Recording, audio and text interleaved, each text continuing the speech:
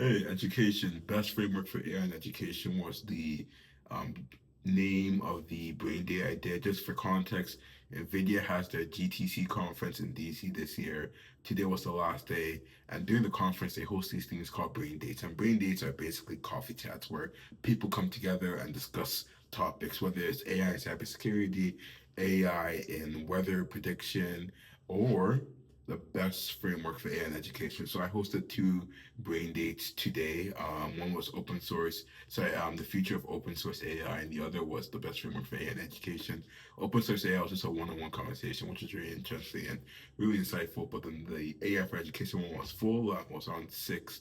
I think six was the maximum or something like that. But it was just maximum seats, so that was really awesome.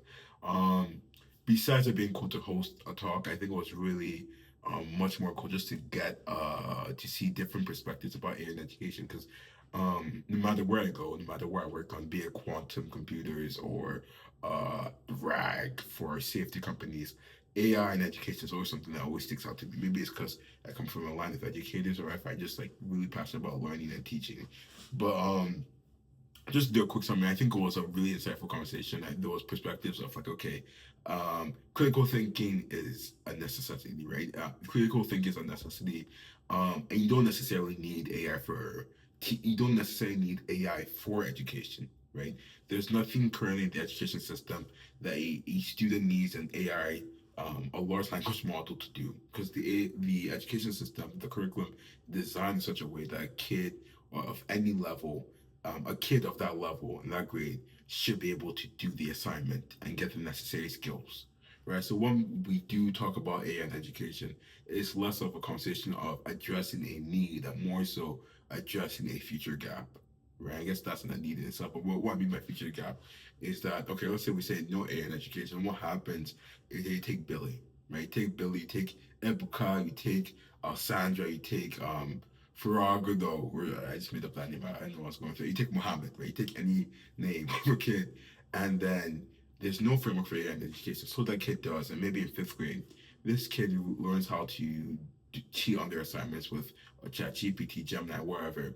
And this kid keeps on going through the education system higher and higher and doesn't build the necessary skills because there was never a proper framework to address that gap, right? So that's really the conversation. But I think just to skip forward, I've already talked about this a bit in previous videos. I think something I thought was really interesting was that when I usually approach this conversation of AI and education, it's really from the student level. It's like, okay, how do we how do students best use this tool? But I think near the end of the conversation, what we're kind of coming to is less of a conversation around centered around students and more so the way we evaluate students. Because what I mean by that is okay, these tools are here, right? It's not gonna be matter for like if a bubble was to pop today, right? And then AI tools lose funding, search, blah blah blah, lose funding.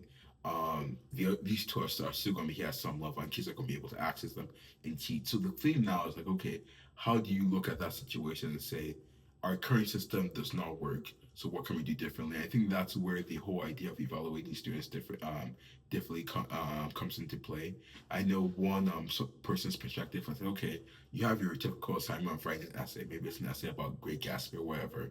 What you could do now to change the way it's evaluated is say, okay, this kid, instead of just writing that essay, you now have to do go give an oral presentation because you're not going to be able to say, hey, ChatGPT, walk me through this oral presentation, right? Because you're just not going to be able to do that. So I think stuff like that is another way we can evaluate students, maybe looking for other skills that students that are still important and they still show critical thinking, reshaping how assignments are done. I know idea I presented was that when you have your essay assignment, like the one about writing the Great Gatsby, it's not a typical thing where it's like, okay, write an essay about Great Gatsby and your first submission is your final one. It's actually broken up into multiple parts where you have your first draft, your improved draft, and you have your final submission, right? And what happens when you break it up into three different things? It kind of it reduces the stakes almost because the first draft isn't seen as this magnum opus of the assignment. It's not seen as like, oh, it's a lot of pressure, so you feel less inclined to cheat. You feel more so, okay, let me just get my ideas out there, let me do some brainstorming. And stuff like that make it okay. Why would I give it to ChatGPT? It's more so my thoughts. So I think that's something, maybe that's the maybe that's the play here, right? Maybe to change how the assignments are done, like maybe even increase some steps. So maybe some assignments, I'll get to your problem in a second. Some assignments are more like, okay, hey guys, I just want you to read this thing and then break down your thoughts and break down why this is the best approach for you, like for you specifically, why this is the best approach for you to tackle your analysis in this way. Why does Gatsby or like Nick, why does Nick Carraway why does Nick Carraway do this, or why does the author describe him in this way, right? And explain why you want to take that approach. Explain why you want to use these. I forgot the word. Oh my days. I guess these metaphors or whatever, right? To analyze the book. And I think once you can do that, then it says, okay, I don't feel like I have to write a whole essay here. I just have to get my critical thinking done. Because a core part of your critical thinking is like done there, like by seeing, okay, how am I going to approach this? Then for the next thing, you can be like, okay, now try and piece it together, try and like explain this to someone, like even just orally explain, and it kind of builds on to that.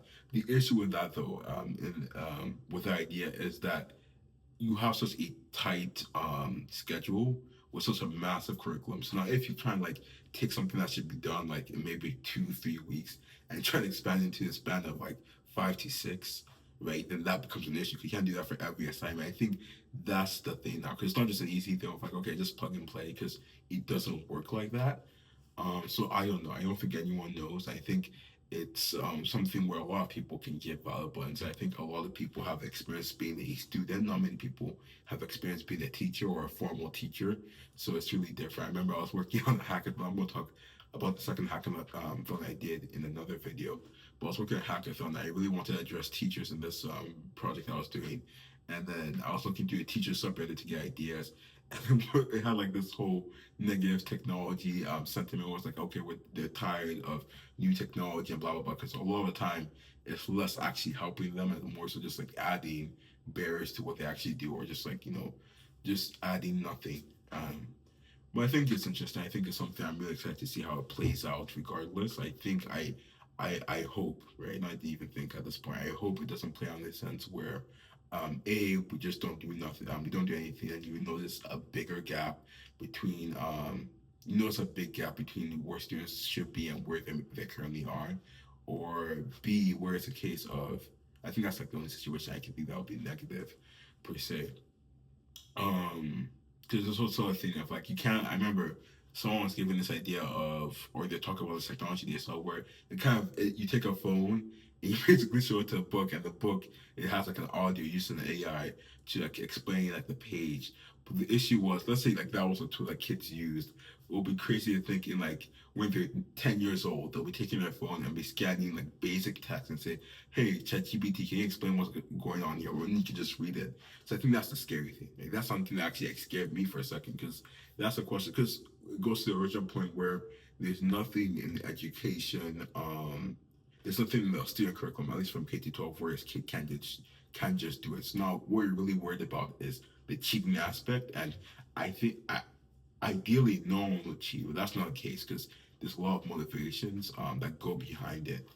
Um, but who knows? Who knows? I think it's an interesting problem. I think it's something where everyone should invest time into thinking about, and not necessarily even trying to solve, but just talking about. Because I think the more people talk about it, the more ideas begin to emerge, and the more ideas begin to emerge, the more patterns of those ideas and they begin to form. And when those form, it becomes a common consensus. And those common consensuses or consensi, whatever the term is, can actually provide a lot of value. I really do think a lot of focus should be upon the teachers, because they have the most experience in this field, and um, they have, I think, in this, it's not even like a matter of making more money to them. It's just a matter of like, okay, what's best for my kids, right? So a lot of respect and value should be put there. Yeah, I think it's an interesting conversation. I'm obviously going to dig into it more, but yeah, I think I don't know. I'm saying, yeah, I think one thing I'll leave with, just to end this video. I was doing research a couple months ago about evaluating essays and writing essays with AI, and something I noticed was interesting was in one paper they did like a study of the ways different students used AI, and it turns out the majority didn't just use the copy and paste, right? They didn't just take the answer from ChatGPT. What happened was a much more collaborative approach, where it's like, okay, here's my first draft, or here's my first three sentences. Can you explain what's around here? Blah blah blah. Take this and prove this. I think what's interesting is that students inherently, at least from my experience, do not want to cheat. Right? There's no satisfaction when AI just gives you your output and you just like call it a day.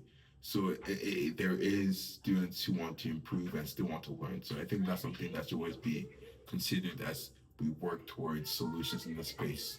Besides that, I have nothing else to say. So have a great day.